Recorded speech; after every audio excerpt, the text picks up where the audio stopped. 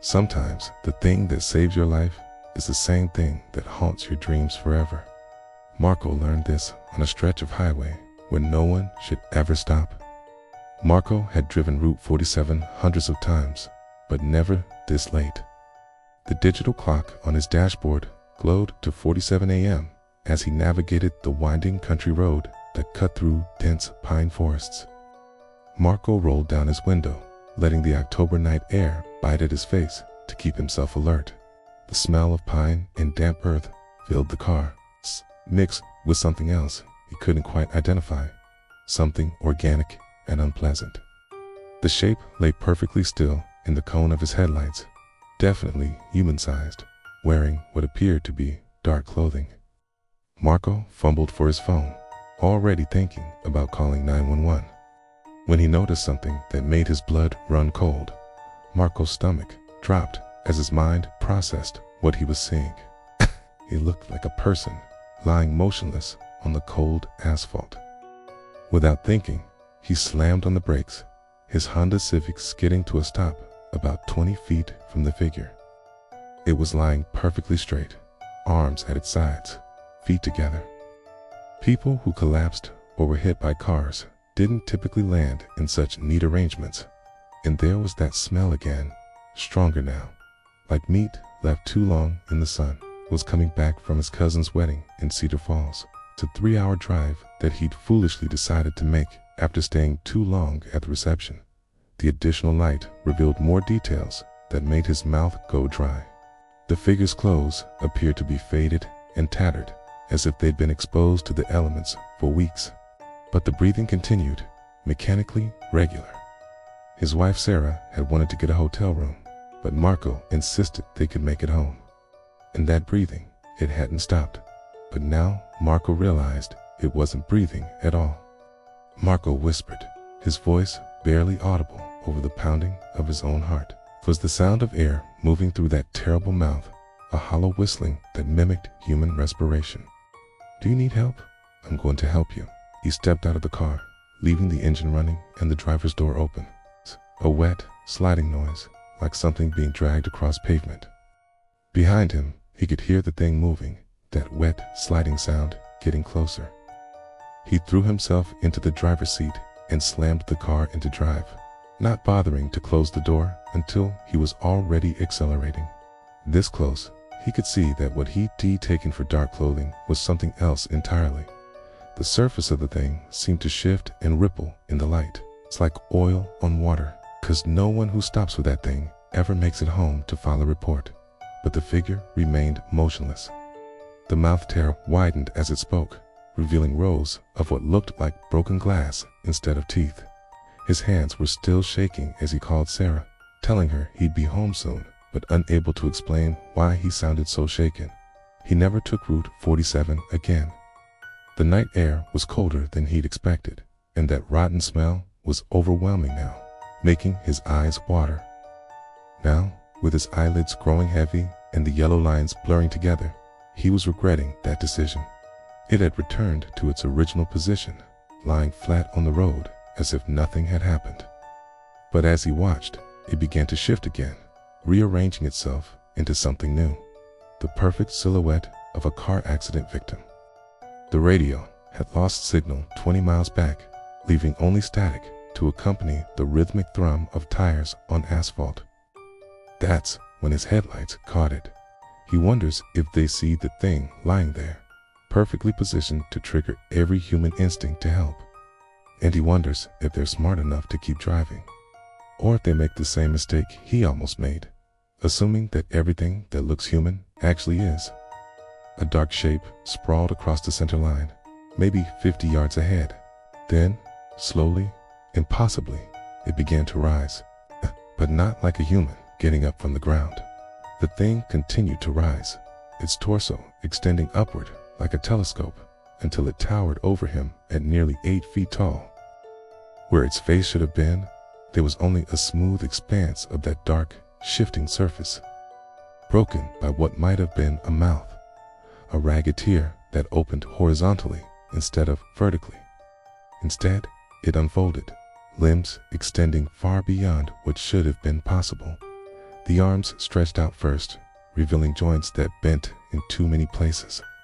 Fingers that were far too long and ended in what looked like torn flesh rather than fingernails. His hands trembled as he gripped the steering wheel, heart pounding against his ribs. The figure was breathing. He could see its torso rising and falling in slow, deliberate movements. "Hello?" Marco called out through his open window, his voice cracking slightly. "Are you okay? Do you need help?" No response. The person, if it was a person, continued that unnaturally steady breathing pattern. Marco's training as an EMT kicked in, overriding the growing sense of wrongness that crawled up his spine. Someone was hurt out here, possibly dying, and he was the only one who could help. He put the car in park and reached for the door handle, then hesitated. Something about the figure's position seemed off. Marco grabbed his phone and turned on its flashlight, adding its weak beam to his headlights. "I'm going to help you," Marco called out, more to convince himself than to communicate with the prone form. As he approached, he could hear other sounds beneath the idle of his engine. Marco stopped about 10 feet away, every instinct screaming at him to get back in the car. That's when it started to move. The change began at the edges, where the figure's outline became less defined, more fluid. Marco stumbled backward, his flashlight beam dancing wildly as his hand shook. The wet sliding sound was coming from the thing itself, as if its entire body was composed of something gelatinous that was constantly moving, constantly reshaping itself. "What are you?" The thing tilted its head at an impossible angle, nearly 90 degrees to the side. Then it spoke, and Marco's world shattered. "Help me," it said in a perfect imitation of his own voice. It was playing back his words, but wrong somehow.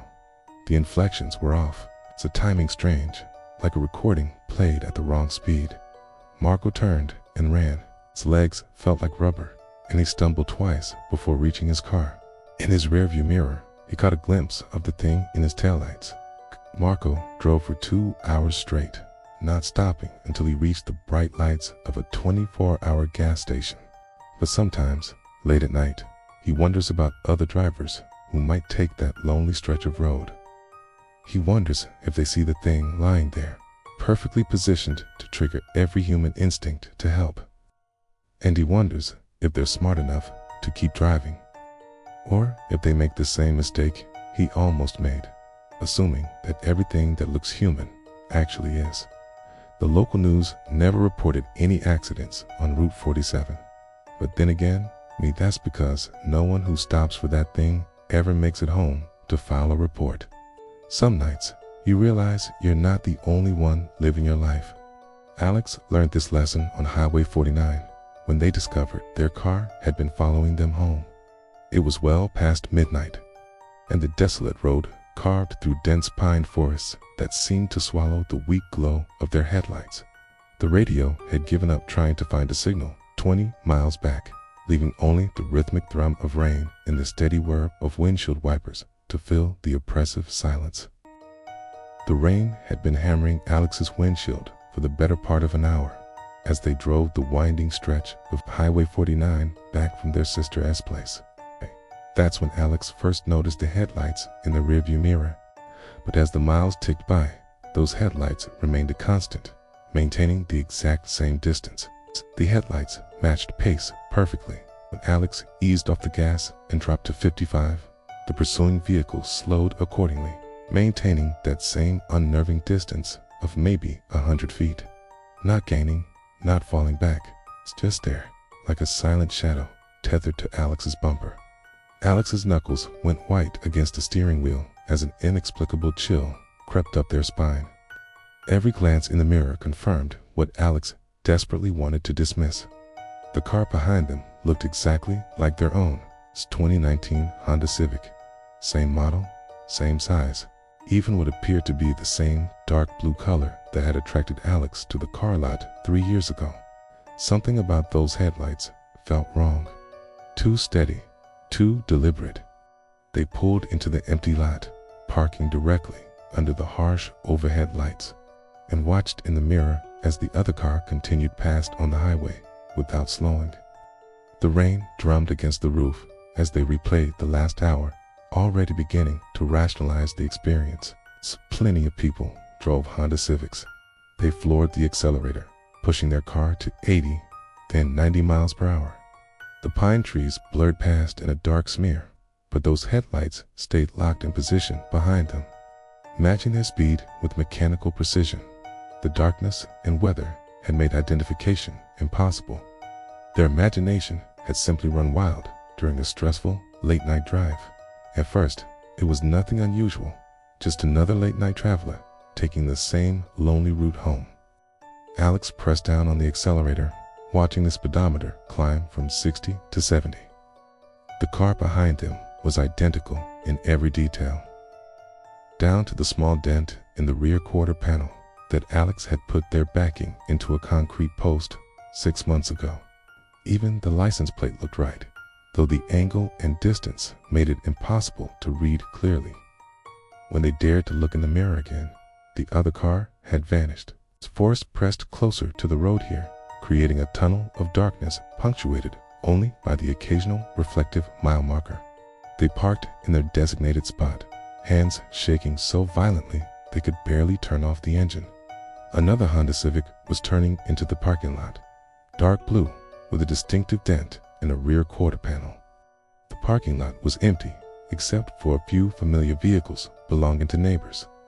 Just another driver, Alex whispered to themselves, voice barely audible over the rain. Just someone else trying to get home. In that moment of overcompensation, their rearview mirror caught the pursuing car in perfect profile under a streetlight, a town. But the words felt hollow. But there were 2 sets of wet footprints leading from the driver's side to the building entrance. And they know that somewhere out there, another version of themselves is still trying to find the way home. And when they checked the odometer, it showed 57 more miles than it should have. The motion was achingly familiar, the same unconscious habit Alex performed every time they got in the car. The same messy hair, the same nervous forward lean when concentrating on the road. Eyes met for a moment that stretched into eternity. And Alex saw their own expression of dawning horror reflected back at them. They bolted from their car and ran for the apartment building, not daring to look back, even as they heard a car door slam shut behind them. As they crested a small hill, Alex caught a better glimpse of the vehicle behind them. The silhouette looked familiar, compact, with a distinctive roofline that made their breath catch. It couldn't be. Alex blinked hard, attributing the resemblance to tired eyes and paranoid imagination. The next 10 miles passed in mounting tension. When a gas station finally appeared like an oasis of fluorescent light ahead, Alex practically sobbed with relief. Alex sat there for several minutes, engine idling, trying to calm their racing heart. Feeling foolish, but significantly calmer, Alex pulled back onto the highway. The headlights reappeared within 2 miles. This time, Alex didn't hesitate.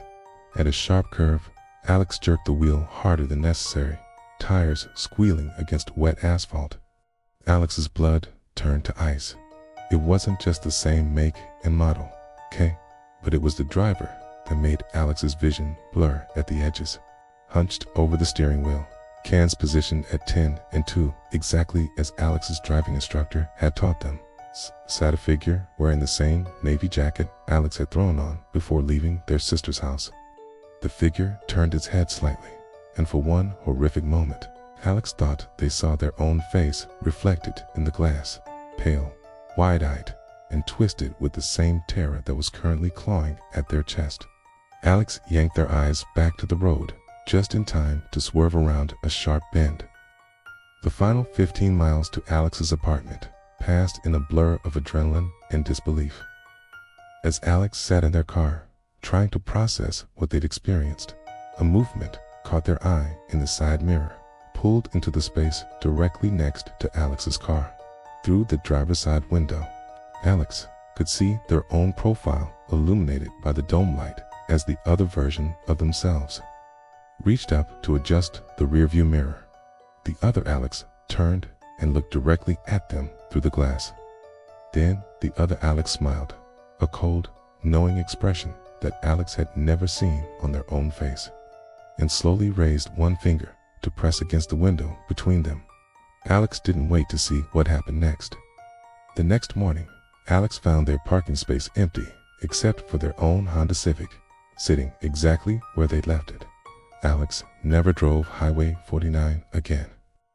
But sometimes, late at night, they catch a glimpse of dark blue paint in their peripheral vision, and they know that somewhere out there, another version of themselves is still trying to find the way home. Some badges aren't meant to protect and serve, they're meant to hunt. Jordan had been driving for 3 hours straight when the headlights appeared in the rearview mirror. The stretch of Highway 49 between Millfield and Carson is notorious for its isolation. Nothing but pine trees and darkness for miles in either direction. Jordan adjusted the rearview mirror, squinting against the glare. The lights seemed oddly positioned, too low and too far apart for a modern vehicle. The unmarked car behind looked ancient, a boxy silhouette that belonged to the 70s or 80s. Its light bar flickered erratically, casting strange shadows that danced across the tree line. Its headlights remained on, boring into the back of Jordan's car with an intensity that made the mirrors painful to look at. Most people avoided it after sunset, but Jordan's job as a traveling sales rep didn't always allow for convenient scheduling. The headlights behind had been following for the last 10 minutes, maintaining the same distance, never attempting to pass despite the empty road ahead. The officer should have approached by now, should have asked for license and registration. Instead, there was only that suffocating silence broken by the strange engine noise. Tall, wearing what looked like a uniform, but the proportions seemed off. Then they resumed, moving toward the driver's window with that same unsettling cadence. Jordan threw up a hand to shield against the glare, seeing nothing but white light and dancing spots. The silhouette was too thin in some places, too broad in others. Then came the red and blue flash. The tone was perfect, the inflection exactly what you'd expect from a police officer. But underneath, there was something hollow, like an echo coming from the bottom of a well. The night air rushed in, carrying the scent of pine and something else, something metallic and wrong. The papers hung in the air, offered but not taken. Most officers would lower their light after the initial approach, would angle it toward the documents or away from the driver's eyes entirely. The fingers were too long, the joints bending in ways that human joints shouldn't bend. The skin was pale as bone, with dark veins visible beneath the surface like cracks in marble. But I'm going to need you to step out of the vehicle. This one kept it trained like a spotlight, making it impossible to see anything beyond that circle of burning white. Jordan could hear papers rustling, but the sound was wrong. Too crisp, too sharp, like dry leaves or insect wings. For just a moment, the flashlight beam wavered, and in that instant, it stretched across the officer's face in a way that human facial muscles simply couldn't accommodate, revealing teeth that were too numerous and too sharp. But worse than the smile were the eyes, or rather, the complete absence of anything that could be called eyes. Just smooth, pale skin where eyes should be, as if they had been painted over. Jordan saw something that made rational thought shut down completely. Step, drag, step, drag, as if the person walking was favoring one leg or struggling with something heavy. The forest pressed close on both sides, an impenetrable wall of black that seemed to absorb sound. Actually, I just remembered. I have somewhere I need to be. Jordan's stomach dropped. A traffic stop out here, miles from civilization, at nearly midnight. Sir, we don't have any units in that area tonight, and we haven't used cars matching that description in over 30 years. But sometimes, late at night, while driving other lonely roads, those ancient headlights appear in the rearview mirror, too low, too far apart, maintaining that same patient distance. The pleasant tone never changed, but now Jordan could hear something else underneath it, a sound like static or insects buzzing, Pulling over onto the narrow shoulder, Jordan killed the engine and rolled down the window. Hands still trembling, Jordan called the state police to report the incident. The police car's engine continued running, a deep, irregular rumble that didn't match any motor Jordan had ever heard. Minutes passed, no movement from the vehicle behind. Jordan checked the side mirror, trying to see what was taking so long. In the rearview mirror, the figure stood motionless in the red glow of the police car's lights. That impossible smile still stretched across its face. Finally, a car door slammed. Its footsteps began their approach along the gravel shoulder. Slow, deliberate, but with an odd rhythm. Jordan's hands tightened on the steering wheel. Through the side mirror, a figure became visible in the red glow of the police car's emergency lights. The footsteps stopped just behind Jordan's car. For a long moment, nothing happened. A flashlight beam suddenly blazed through the window, so bright it was blinding. Evening. The voice was pleasant, conversational, but something about it made Jordan's skin crawl. "Good evening, officer." Jordan's voice came out steadier than expected. "Is there a problem?" "Just a routine check. License and registration, please." Jordan fumbled for the documents, hands shaking slightly. The flashlight beam never wavered, never moved from its fixed position on Jordan's face. "Here you go." Jordan held out the documents, having to extend them blindly into the light. Nothing happened, officer. A hand reached into the light to accept the documents, and Jordan's blood turned to ice. The hand withdrew with the documents, disappearing back into the darkness beyond the flashlight's glare. "Everything seems to be in order." The voice maintained its pleasant tone. Jordan's heart hammered against ribs. "Step out." "Why?" "Just routine." "Please step out of the vehicle." Through the blinding light, Jordan caught a glimpse of movement. The officer shifting position. The smile was too wide, far too wide. The flashlight beam steadied again, but Jordan had seen enough. "I said step out of the vehicle." Jordan's hand found the gear shift, sliding it into drive. "Step out of the vehicle. Now." The engine roared to life.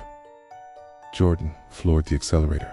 Gravel sprang as the car lurched forward. The thing didn't give chase. It simply watched as Jordan's car disappeared around the bend, growing smaller in the mirror until the darkness swallowed it completely. Jordan drove without stopping until reaching the next town, pulling into the first well-lit gas station, unmarked car on Highway 49. The dispatcher sounded confused. "Okay." Jordan never took Highway 49 again.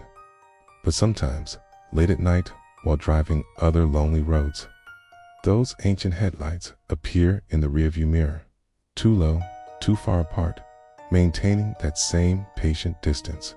And Jordan knows that somewhere out there, something is still wearing a badge it was never meant to have, still conducting traffic stops it was never authorized to make, still smiling that impossible smile. And with that final story, we pull back from the abyss. For now, tales of ordinary lives brushing against the extraordinary, the terrifying, the unexplainable, from the shadow that mimics to the voice that calls from an empty house. We've seen tonight how thin the veil between our reality and a much darker one can be. These stories are not just fiction. They are born from real experiences, whispered in hushed tones, and shared to remind us that we are not always alone. And that's the most chilling thought, isn't it? Perhaps one of tonight's stories reminded you of something that happened to you, or to someone you know. A strange occurrence you've tried to forget. A noise in the night you rationalized away. A figure you saw for just a second.